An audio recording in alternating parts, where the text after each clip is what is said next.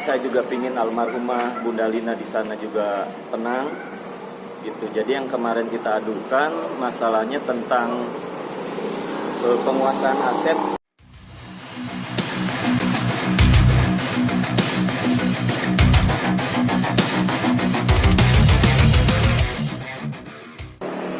Dari pihak kita itu cuman pengaduan karena ada beberapa aset yang emang bukan hak miliknya terus dikuasai.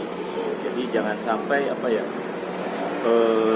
si di luaran itu beritanya simpang siur. Jadi buat bukti semuanya udah ada semua biar nggak simpang siur, terus masalahnya juga cepat beres karena ya emang dibilangnya udah berlarut-larut, udah 3 tahun kan.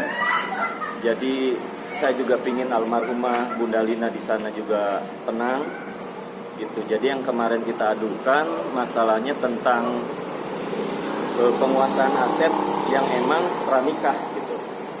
Jadi kosan saya beli tahun 2018, terus nikah tahun 2019. Jadi semuanya saya nanti ada buktinya buat sertifikat, pembayaran, apa-apanya ada gitu. Nah, yang kemarin disayangkan dari pihak sananya buat secara fisiknya mereka menguasai gitu. Sedangkan di sini juga ada hak saya emang yang mereka ambil gitu. Maka saya mau perjuangkan itu karena emang buat si kecil juga kan buat kesejahteraannya gitu. Menurut Kang sendiri yang hak yang akan harus benar itu ya dari apa aja? Ya kalau yang saya jelas yang sertifikat itu ya kosan.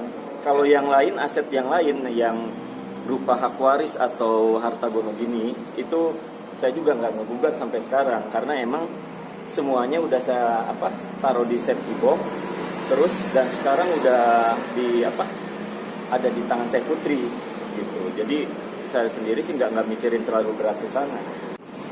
Yang saya pingin itu ya transparan, jadi nggak dibuat-buat. Ininya ada kwitansinya. Tahan dulu Kang. Itu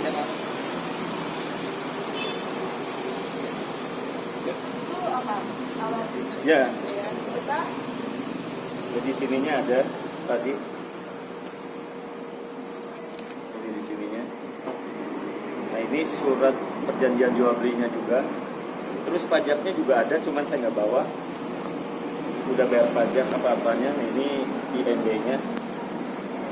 Jadi kalau emang besok atau emang ada statement yang emang dibilangnya penguasaan hak, ibaratnya ya saya pun buktinya udah secara legalitas juga ada semua. Persiapan sebetulnya yang saya inginkan bukan persiapan atau apa, karena yang saya inginkan itu kalau bisa secara kekeluargaan dimediasi lagi itu lebih baik, karena kita pinginnya selama 3 tahun ini ke almarhumnya cepet beres gitu, ke almarhum bundanya, jadi semua nggak berlarut-larut gitu. Mungkin di alam sananya juga kasihan kan kalau emang dibilangnya masalah ini nggak beres-beres gitu. Kalau perhatian dari Teh Putri sendiri ya saya rasakan masih ada lah, masih ada sampai sekarang. Bagus. Dari itu juga kemarin ada SMS Om mau ketemu Dede katanya, terus mau ngajak main lah, terus perlu apa, cuman ya saya sendiri kemarin kan masih dibilangnya ya mungkin ada COVID varian baru ya, jadi nggak terlalu fokusin buat bawa si Dede keluar gitu. Saya sendiri nggak ngotot, maaf, saya klarifikasi ya, saya nggak ngotot, ini udah 3 tahun. Oke. Kalau ngotot mungkin saya udah dari pertama harus ngegugat karena ada aturannya, Rul. Secara agamanya kan jelas. Saya ditinggal mati.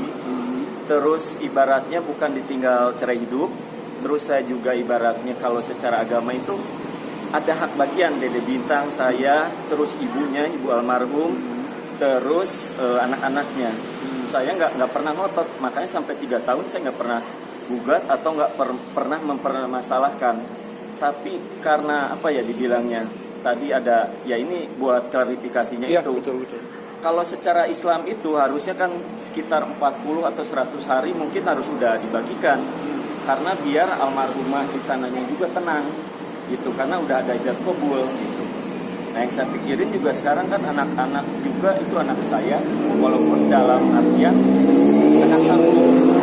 Tapi ya karena saya dari kasus pertama aja itu saya pernah dilaporin sama pihak dari sana, dilaporin bahwa pembunuhan berencana pasal 338 atau 340.